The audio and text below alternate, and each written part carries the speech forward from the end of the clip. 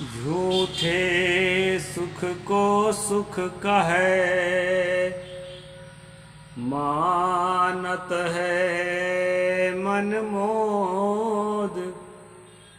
जगत चबे ना काल का, कुछ मुख में कुछ गोद। नमस्कार दोस्तों, मैं अविनाश दास रेशनल कबीर यूट्यूब चैनल में आप सबका हार्दिक स्वागत करता हूं। साथियों, सतगुरु कबीर साहब की एक साखी मैंने आपके सामने रखी है। उस साखी का थोड़ा अर्थ करूंगा।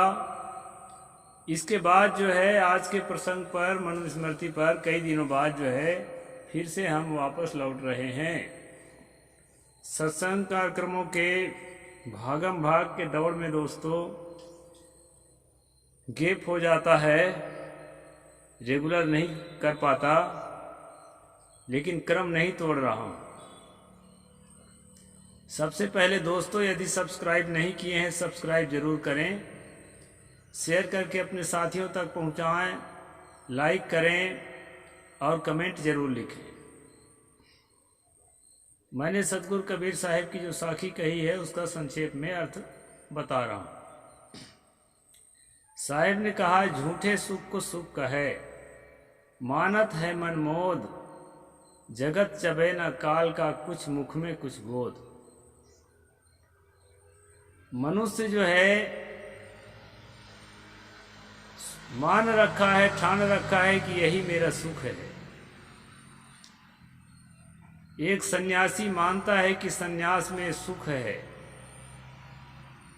संसार के सारी सुख सुविधाओं को त्याग कर अपने मन को उससे अलग करके और एक सहज अवस्था में, एक निर्विकार अवस्था में, एक अनासक्त अवस्था में पूरी तरह से आकर्षण को मिटा करके, पूरी तरह से संसार के लगन को मिटा करके सरल, सहज और मस्त अवस्था में जीने में उसको वास्तविक और स्वतंत्र सुख का अनुभव होता है। और वास्तव में ये सुख जो है अपना निजी सुख होता है।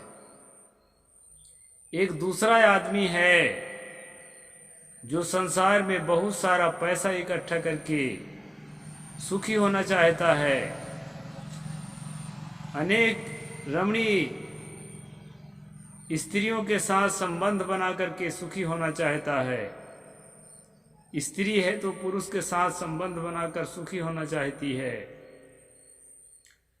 और दोस्तों, उलझते चले जाते हैं। मन में उलझन, मन की कुंठा बढ़ती चली जाती है। और एक ऐसा दिन आता है कि उलझा हुआ व्यक्ति डिप्रेशन में चला जाता है। इसलिए जो है सद्गुरु ने संसार के सुख को झूठा सुख कहा। और उसमें आदमी कुछ समय तो बहुत ही आनंदित होता है, लगता है मुझे सब कुछ मिल गया, अब और किसी की जरूरत नहीं है। लेकिन कुछ ही क्षण में दोस्तों स्ववश और स्वतंत्र सुख अपना ही सुख हो सकता है। और हर व्यक्ति के पास अपना मन होता है, स्त्री हो चाहे पुरुष हो। आप ही के मन के अनुकूल सब कोई नहीं रह सकते। तब लगता है कि अरे मैं जैसा चाहता था वैसा जो है मेरा पार्टनर नहीं निकला, मेरा मित्र नहीं निकला। संतान सुख, संतान से जो मैं चाहता था संतान वैसा नहीं निकली। इस प्रकार धीरे धीरे दुखों का पहाड़ टूट पड़ता है दोस्तों।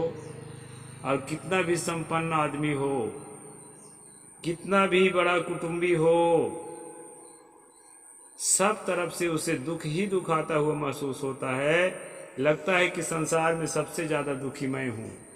मेरा बेटा भी अनुकूल नहीं, पत्नी भी अनुकूल नहीं, पड़ोसी भी अनुकूल नहीं, संसार के लोग अनुकूल नहीं, समय अनुकूल नहीं। हर परिस्थितियाँ मुझे चोट देने के लिए आती हैं।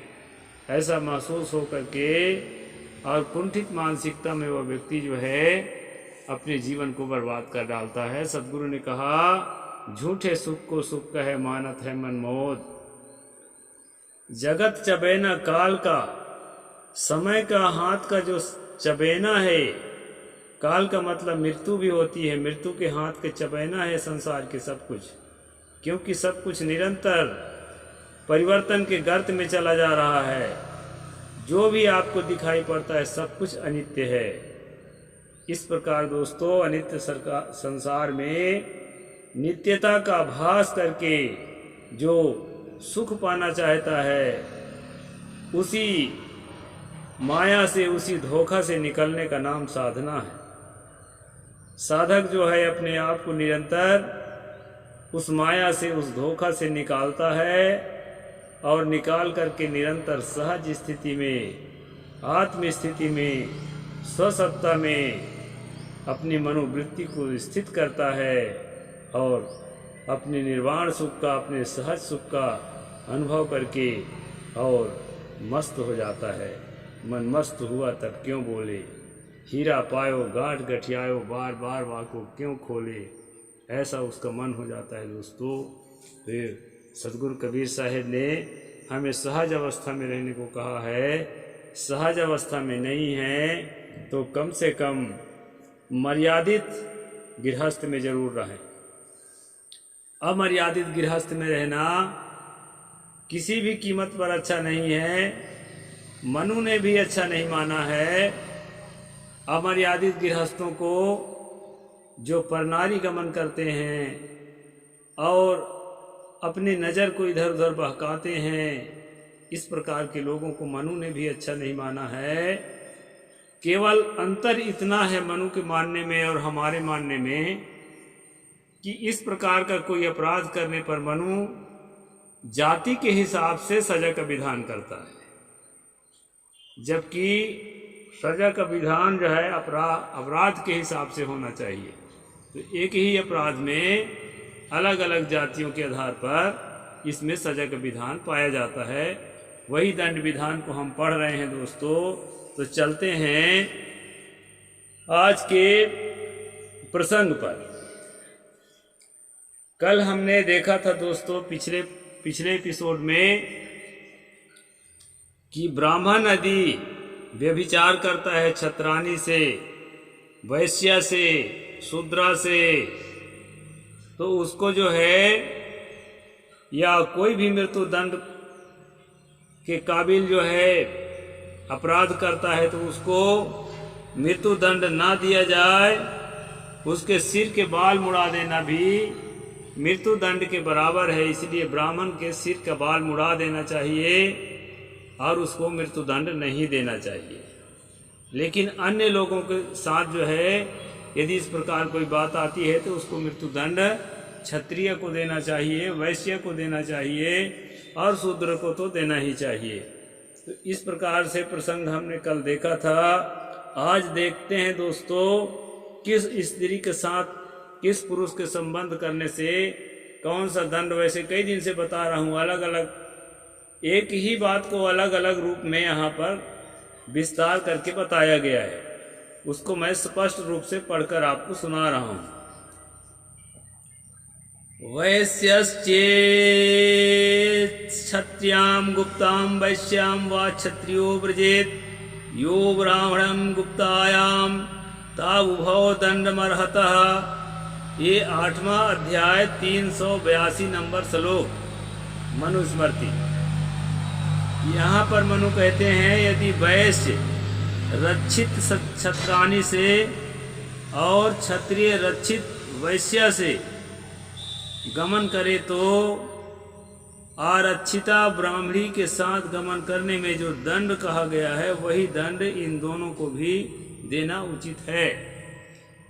यहाँ पर रक्षिता और आरक्षिता की बात आती है दोस्तों। जो बेसहारा है, जिसके कोई सहयोगी नहीं है, ऐसे स्त्री के साथ गमन करने पर उसको सजा कम बताया गया है। लेकिन जो रक्षित स्त्री है, जिसके आगे पीछे सहारा है, उसके साथ गमन करने वाला पुरुष को कठिन सजा का विधान मनु ने किया है। तो यहाँ पर बताया है कि अरक्षिता यानी जो ब्राह्मणी का कोई सहारा नहीं है, ऐसे के साथ जो पुरुष क्षत्रिय या वैश्य संबंध करता है, उसके लिए जो दंड विधान है वही दंड विधान रक्षित क्षत्राणी और रक्षित वैश्य के साथ कहा गया है। यहाँ वैश्य के मतलब वेश्या नहीं है दोस्तों, यहाँ पर वैश्य का मतलब है वैश्य जाति की स्त्री, इस अर्थ पर यहाँ पर लिखा हुआ है। सहस्त्रम ब्राह्मणो दंडम दाप्यो गुप्ते तु वे ब्रजन शूद्रायाम क्षत्रियो विशोह सहस्त्रो वे भवेद्दमः। 383 8वां अध्याय मनुस्मृति। रक्षिता क्षत्राणी और वैश्य के साथ यदि ब्राह्मण व्यभिचार करता है तो उसे 1000 पण का दंड दे। 1000 पण कोई करेंसी है, यानी आज के भाषा में कहते हैं कि 1000 रुपया का दंड देना चाहिए। क्षत्राणी या वैश्य के साथ अगर ब्राह्मण किसी प्रकार का अभद्र शारीरिक संबंध बनाता है तो उसको 1000 रुपया का जो है जुर्माना लेना चाहिए। क्षत्रिय तथा वैश्य यदि रक्षित शूद्र के साथ रमन करे तो उन्हें भी 1000 बनकर देना चाहिए। यदि जिसका सहारा है रक्षित शूद्र है, शूद्र की स्त्री है, उसके साथ क्षत्रिय या वैश्य जो है किसी प्रकार संबंध जोड़ता है, शारीरिक संबंध अनैतिक रूप से, तो उसको जो है 1000 पण का दंड देना है, 1000 रुपये का दंड देना है। क्षत्रियायाम गुप्तायाम वैश्ये 500 दमः मुद्रेण मौंड्यामिच्छित चेतु क्षत्रियो दंड में वा।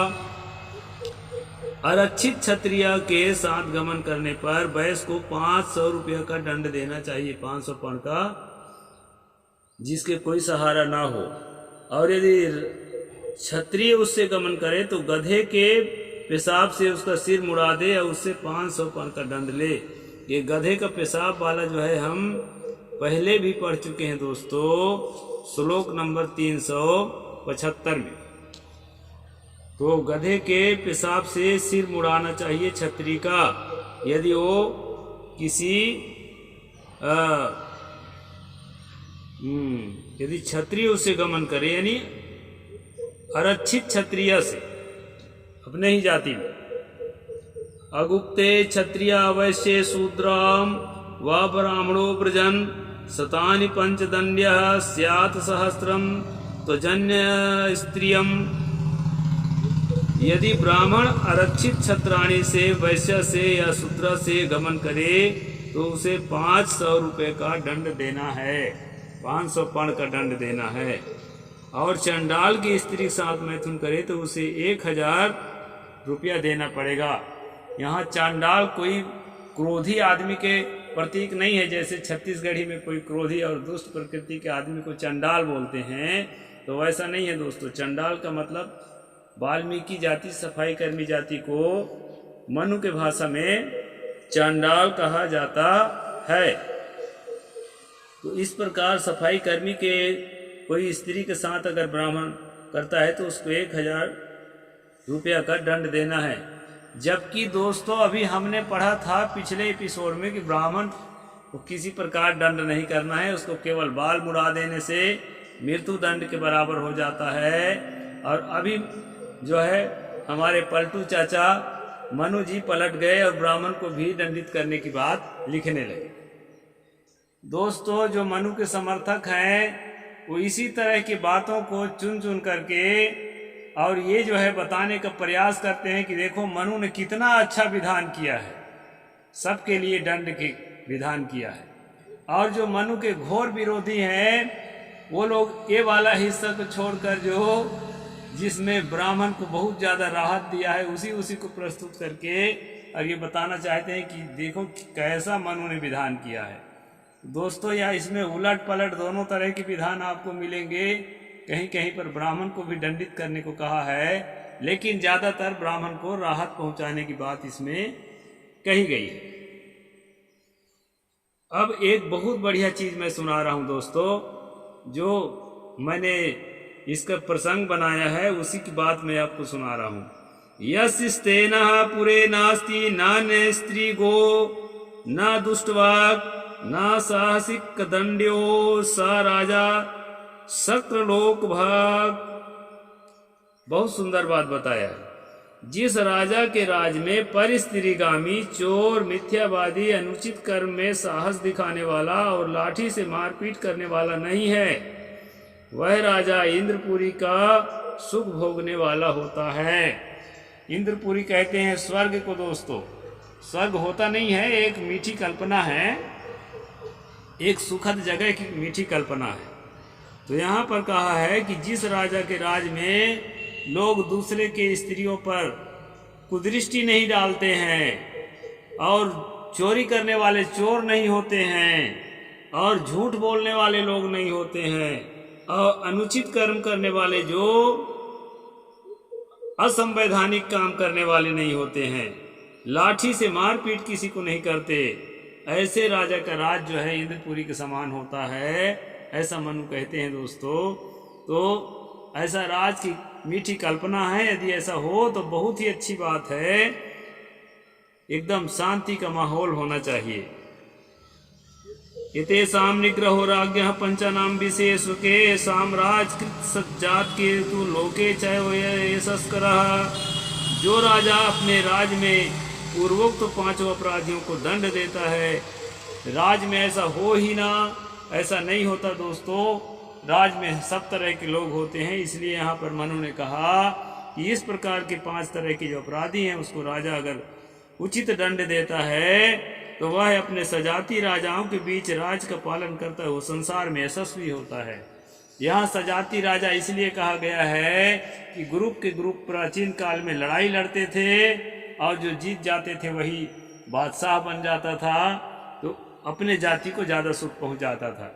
इसीलिए उस समय के कानून ज़्यादातर जातिवादी कानून बन गए हैं और ब्राह्मणों के अधीन ज़्यादातर जगह रहे, इसलिए ब्राह्मणों के पक्ष में ज़्यादा कानून बनाया गया, जो कि मानवता के अनुरूप नहीं कही जा सकती है।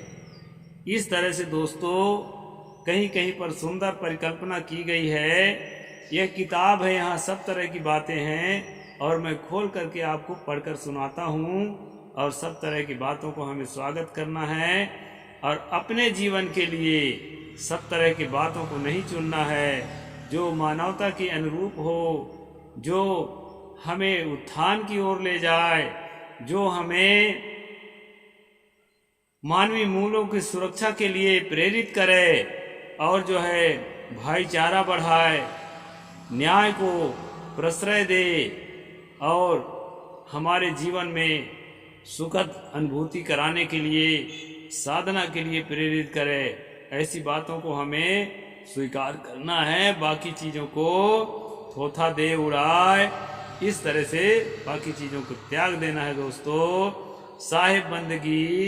जय जोहार, जय भीम, जय भारत।